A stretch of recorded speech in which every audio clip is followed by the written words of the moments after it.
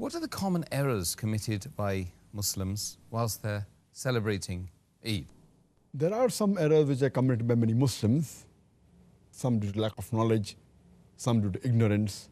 For example, there are many Muslims who think that if they pray in the night during Eid, if they pray the Salah, then the day when hearts die. This is actually a hadith which some people think it is Sahih, but it's not so. That the Prophet said that if you pray in the night of the Eid, your heart will not die the day when hearts die. If you see, it has got two isnads. One of them is very weak, that is daif jiddan, and the other is daif. So it's totally wrong for anyone to pray during the night of the Eid thinking it will get him sawab. To single out that night only for praying is not allowed, unless a person is habituated for praying in the night and then he prays, it's no problem. But to single out the Eid night only for prayer, it is wrong. Furthermore, there are some Muslims who visit graves during Eid thinking it is good during Eid day.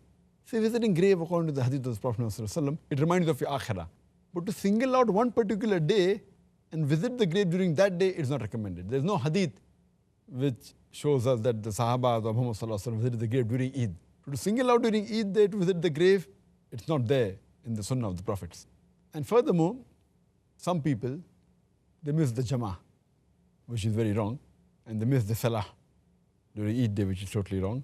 As our Prophet Muhammad ﷺ said, Hadith of Tirmidhi, Book of Faith, Hadith number 2621, where Prophet Muhammad ﷺ said that the covenant between us and you is prayer. And anyone who forsakes it is a kafir. So Salah is very important. Offering Jama'ah is important. Furthermore, that mistake that people make normally is that there's too much of intermingling of the sexes, men and women. Even when they go for Salah, they don't take care, and we find men and women chatting with each other, they adorn themselves, the women, which is not right. Intermingling should be prevented. And for the places where Eid are offered, in the Eidgah, or if it's in a mosque, then it should be seen to it that there are separate entrances for the men and women. Equal but separate facility, so that this intermingling is avoided. Furthermore, there are some women who adorn themselves, who put perfume, who don't do hijab. Now this should be avoided. When they come in front of a nahmeram, they should be in hijab, they should be properly covered, they should not wear perfume, they should not adorn themselves, they should not attract the opposite sex, the nahmeram. If they do it for the husband alone, it's good, alhamdulillah. If they do it amongst the women only, no problem. But for the nahmeram, it's not allowed. It's mentioned in the hadith of Sunan Nisai, hadith number 5129, where the beloved Prophet said that any woman who wears perfume and passes so that people may smell her perfume, if she wears the perfume and people smell her perfume, it's as good as she is an adulteress. So these things should be avoided.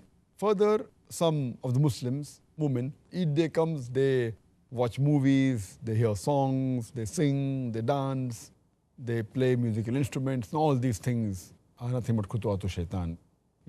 Watching un-Islamic movies, listening to un-Islamic songs, etc. As our beloved Prophet ﷺ said, it's mentioned in Sahih Bukhari, volume number 7, in the book of drinks, hadith number 5590.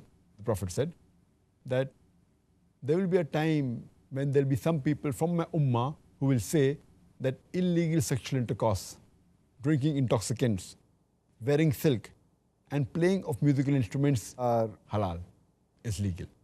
So we have to be careful that we should not be amongst these people. And one more point to be noted is that many of the Muslims, they're happy that Ramadan is over. Oh, now we don't have to fast, as though fasting was a burden. They're happy because they don't have to fast, they don't have to fast. Rather, they should be happy that Allah subhanahu wa ta'ala made them complete the month of Ramadan, made them fast. That should be right, because fasting is worship. They should be happy for that they were able to complete, rather than be happy that it was something burden which they finished. So these things Muslims should avoid.